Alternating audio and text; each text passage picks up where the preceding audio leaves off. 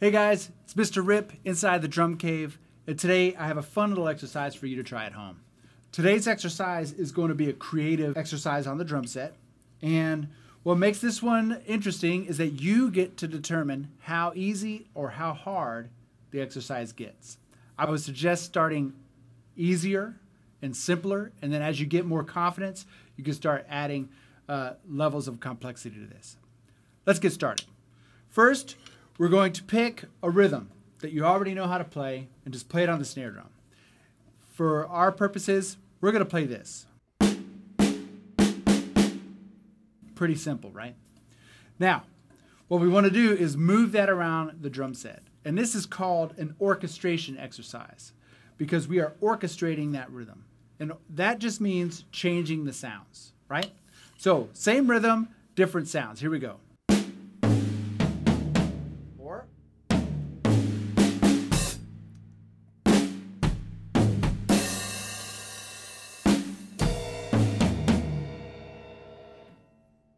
Now, there are at least 20 ways. I would be willing to say there's 200 different ways to play that rhythm. Your job is to find them. If you find yourself repeating yourself a lot, try starting on a different drum or a different sound source. Try adding double stops. A double stop is just two sounds at the same time. So you don't have to only do double stops.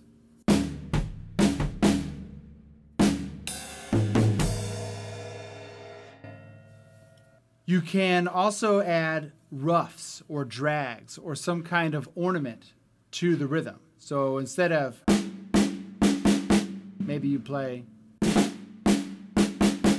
or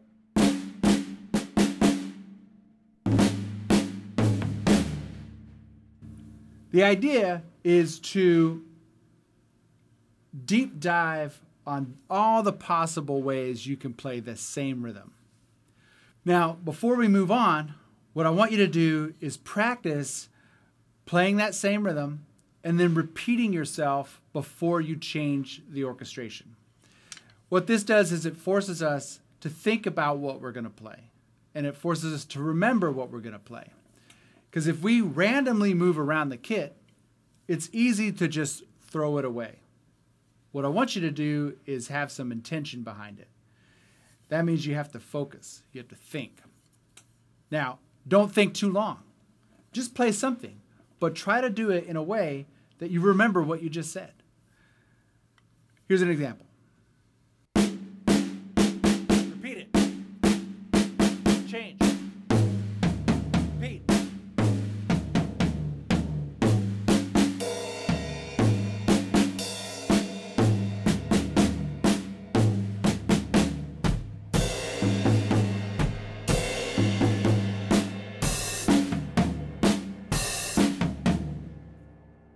You get the idea.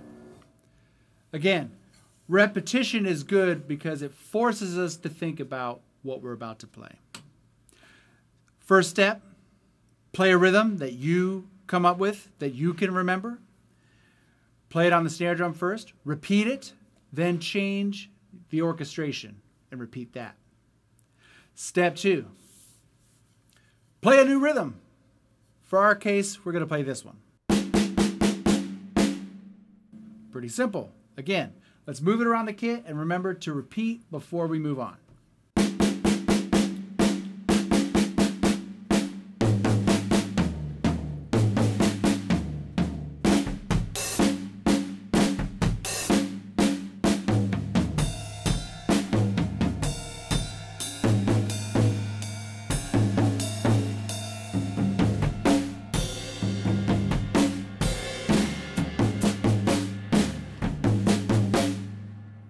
Now, you'll notice at the end I changed the rhythm slightly.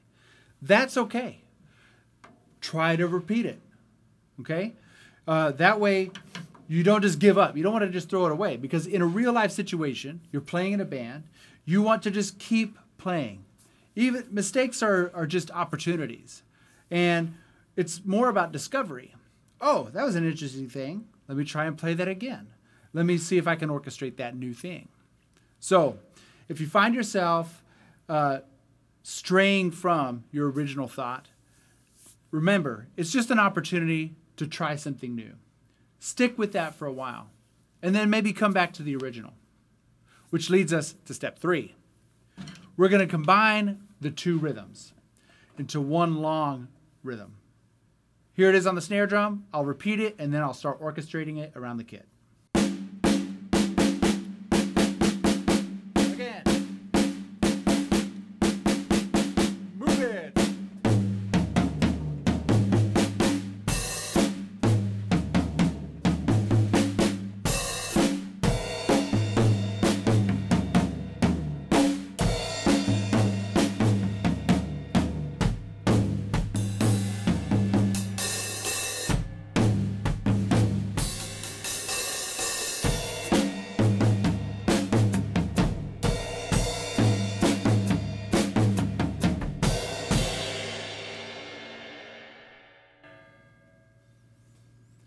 The idea is to have fun with it, but within guidelines. If we just randomly play what we want all the time, we find that we're not really developing a sense of confidence or improvisational awareness. It's okay to change in the moment, but this is a little bit of a drill to force us to repeat ourselves, to be intentional. Now, for the final step, step 4, we're going to put this into context. Let's play a groove for 4 bars, and then we're going to play our new composite rhythm twice, because if we remember, one measure is one rhythm, and the second rhythm is another measure. So we're going to play the whole thing twice before coming back to the groove. Here's what that sounds like.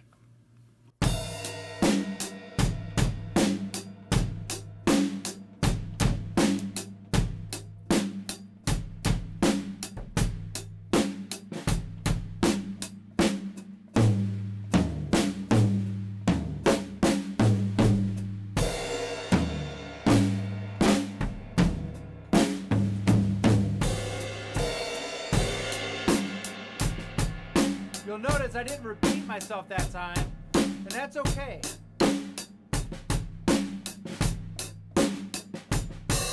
Try this.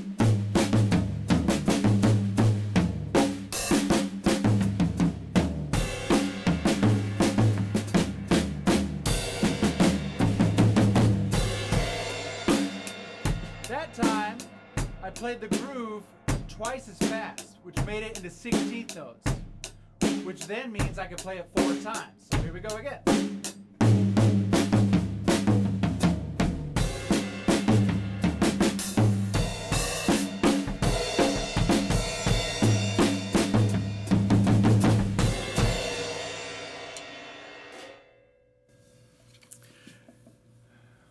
There you go.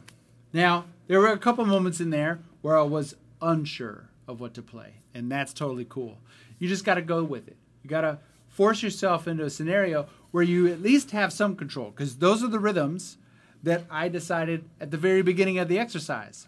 So I knew I could play them, and then I know I can play the groove fairly well. It's just getting in and out. To take this further, you'd want to put this to music and try to make the rhythms that you come up with fit the rhythms that you hear from the music you're playing to. A funk groove will inspire different rhythms versus a halftime shuffle groove.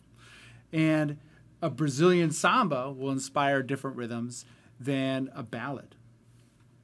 Force yourself to try this exercise at home. Remember, pick a rhythm that you can play, move it around the drums, force yourself to repeat yourself. That way you have intention. Pick a second rhythm, move that around the drums. Combine the 2 rhythms to create a new third rhythm, move it around the drums, and then put it into a groove. And try different grooves and different rhythms against music that you enjoy. Hopefully this will give you a lot to mess around with on the drum. It is meant to create discovery on what you can already do and build confidence in just playing drums, playing this instrument. It's not always about learning new things. It's about taking what you already know and just expressing yourself in new ways.